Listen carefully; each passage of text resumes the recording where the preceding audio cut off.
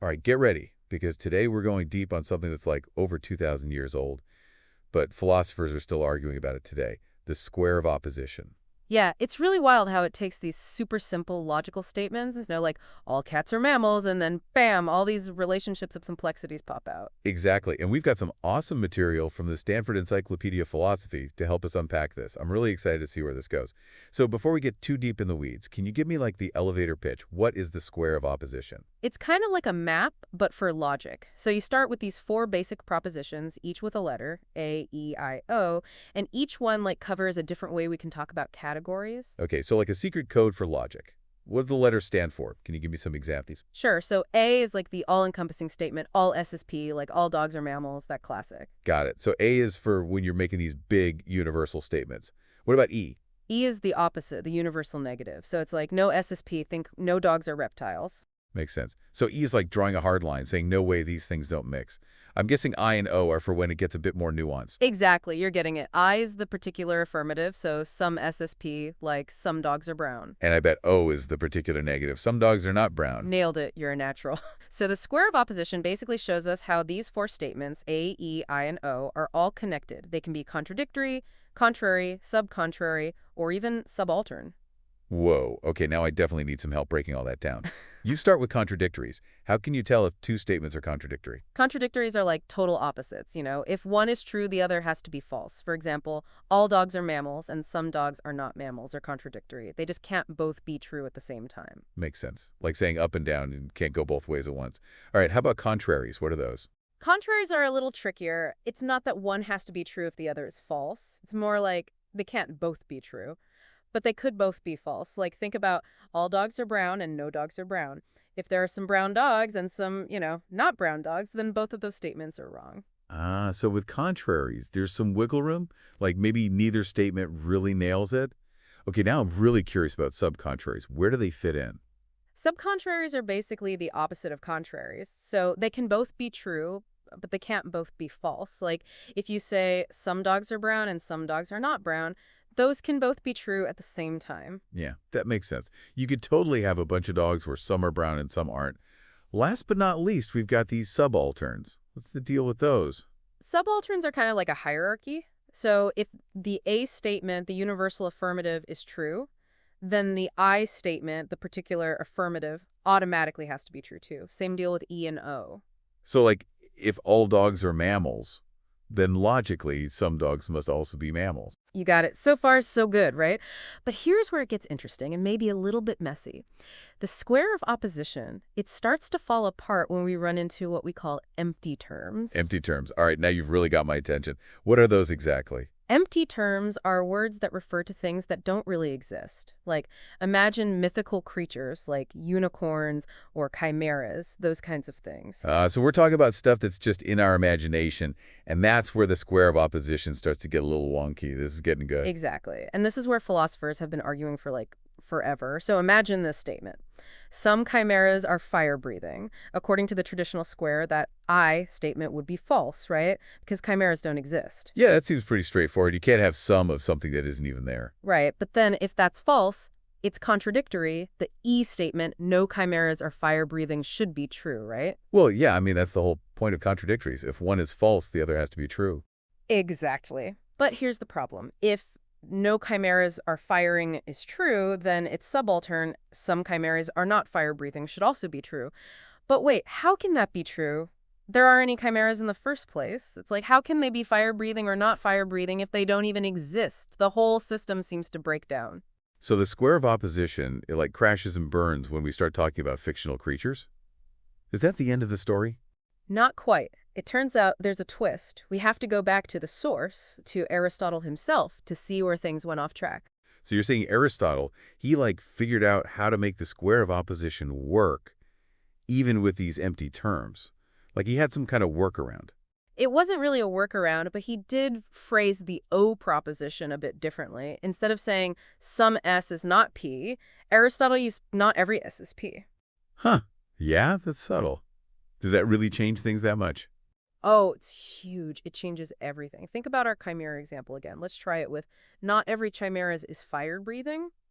Now that statement, it can actually be true even if chimeras don't exist. Wait, I think I see what you mean. It's not saying there are definitely chimeras out there that aren't fire-breathing, right? It's more like, it's just saying it's not true that every single chimera would be breathing fire, if they were real. Exactly. And that difference, it's really important. It gets at a key assumption in Aristotle's logic. Affirmative statements, the A and I ones, they have what we call existential import. Existential import. Okay, now we're getting fancy. What does that mean in plain English? Basically, it means that when you say an A or I statement, you're assuming the things you talk about, they actually exist in the world. Like if you say all cats are mammals, yeah, assuming there are cats out there somewhere. But negative statements, like E and Aristotle's version of O, they don't have that requirement. Okay, so like, not every unicorn is purple. That doesn't need unicorns to actually exist for it to make sense. That's pretty clever. So Aristotle's way of saying it kind of sidesteps the whole empty terms problem. Case closed, right? Well, hold on a second. Aristotle, he had it figured out, yeah.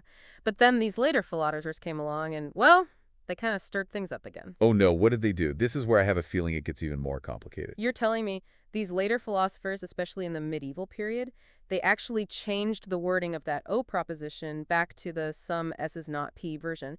And you know what? They brought back the very same problem that Aristotle had avoided so nicely. Wait, why would they do that? You'd think they'd see the issue with empty terms. It seems like they were really focused on other parts of logic and maybe didn't fully realize what they were doing to the square. They got really into these principles, contraposition and adversion, which, don't get me wrong, they're interesting ideas, but they cause a whole bunch of new problems with those empty terms. Okay, I'm up for exploring these new twists and turns, but can we back up a sec? What exactly are contraposition and obversion? So let's say you have the statement, all philosophers love logic, right? Contraposition basically lets you swap the subject and the predicate and then negate both of them.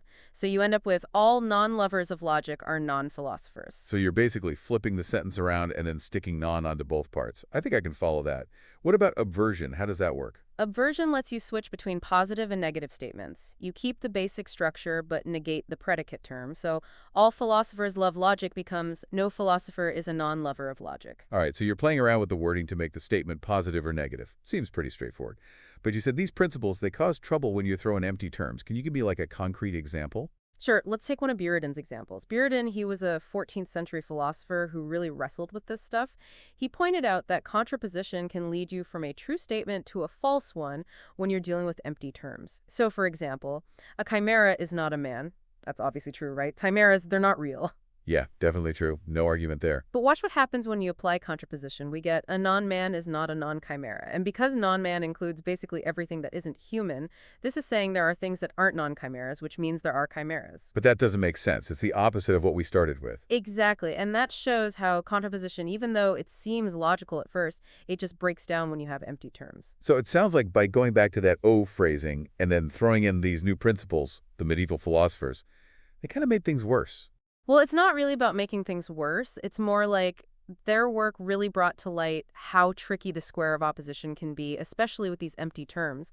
In fact, by the 14th century, some philosophers were tackling this problem head on. Really? So they were actively trying to find solutions. What did they come up with? So they were like on a mission to figure out how to make this square work, even with these empty terms. What kind of ideas did they come up with? Well, there was this philosopher, Paul of Venice, and he had some interesting examples trying to show how those O propositions, and they could still be true, even with empty subjects. Like he said, some man who is a donkey is not a donkey is actually true. Wait, what? That sounds like a total contradiction. How can that be true? It does sound weird, right? But remember what we were saying about existential import? Those O propositions, they don't actually need the subject to exist. So in this case, what it's really saying is that there's this creature, right? It's both a man and a donkey, but also not a donkey. And since that kind of creature it just can't exist, the statement ends up being true. True because it's talking about an empty category. Ah, okay, I think I'm getting it. It's true because it's referring to something that's impossible. That's pretty clever. So those medieval logicians, they were really starting to understand these empty terms. Did that solve everything? Well, not quite. Empty terms, they still cause problems, especially for Aristotle's scientific theories. Right, Aristotle, he was all about those universal claims, like all humans are animals.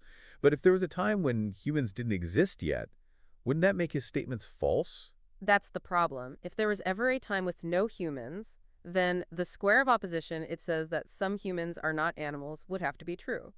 And that doesn't make any sense. Yeah, it goes against the whole idea that humans are animals. How did they get around that one? Different philosophers, they had different ideas, but one of them, John Buridan, he had this really interesting solution. He said that when we talk about scientific stuff, we're not just talking about what exists right now. We're talking about every possible case of a thing, past, present, future, you name it. So when Aristotle says all humans are animals, he's not just talking about us. He's talking about every human who's ever lived, will ever live, and even could exist. Exactly. So by making the statement about all possible humans, Buridan avoids that dirty term problem. All humans are animals. It's always true because there's always at least some human, even if it's just a possible one. That's pretty smart. Those medieval philosophers, they really knew their logic. But what about more modern philosophers? Have they weighed in on this whole square of opposition thing? Oh, yeah, for sure. There have been tons of attempts to make the traditional square work with modern logic. One of the most famous is from Peter Strawson, of a 20th century philosopher. Okay, I'm all ears. What did Strawson have to say? Strawson's big idea, it was to redefine what truth even means when we're talking about empty terms. He said that statements with empty terms, they don't have a truth value at all. They're not true or false. So like some chimeras are fire-breathing.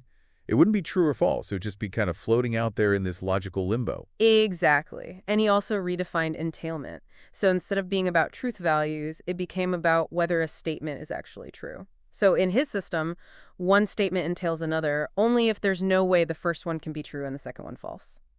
So did Strawson manage to save the square of opposition with all this? Well, he was able to keep some of the traditional relationships, yeah. Like he could still show that all SSP entails some SSP. But I feel like there's a but coming. There is. Strawson's system, it works for some things, but there's a trade-off. It allows for these chains of reasoning where you can start with something true and end up with something false. Oh, that doesn't sound good. Got an example? Remember our chimera friend. So let's start with no chimeras are men, which is true. And following Strawson's rules, we can switch it around to get no men are chimeras. Then, if we do some obversion and subalternation, we end up with some non-man is a chimera. But that can't be right. Chimeras, they don't exist. Exactly, and that's the catch with Strawson's system. It might keep some parts of the square of opposition, but it loses that key idea of logic, giving us a system where we can reason correctly. So after all this back and forth, all these debates over centuries, is the square of opposition a useful tool or is it a dead end? That's the million-dollar question. Philosophers are still arguing about it today. I mean, it's definitely not perfect, especially when you think about all the weird things language can do and how some words refer to things that don't even exist. But the theory of opposition, it has been super valuable for understanding how different logical statements fit together. It's wild how this one seemingly simple idea has sparked so much debate for so long. It just goes to show how powerful philosophy can be. By questioning and analyzing and trying to make sense of even these basic ideas like some and all, we learn so much about language, logic, and even the nature of reality itself. That's a great point. It makes me wonder if even something as fundamental as the square of opposition can be challenged and changed, what other hidden stuff might be lurking in our everyday thinking? I feel like there's always more to discover. Absolutely, and that's what makes philosophy so exciting. It's a never-ending journey of exploration. So keep questioning, keep exploring, keep pushing the boundaries of what you think you know. You never know what you might find. Couldn't have said it better myself. Thanks for joining me on this deep dive into the square of opposition. It's been a wild ride. And to all our listeners, keep those minds sharp and keep those questions coming. Until next time.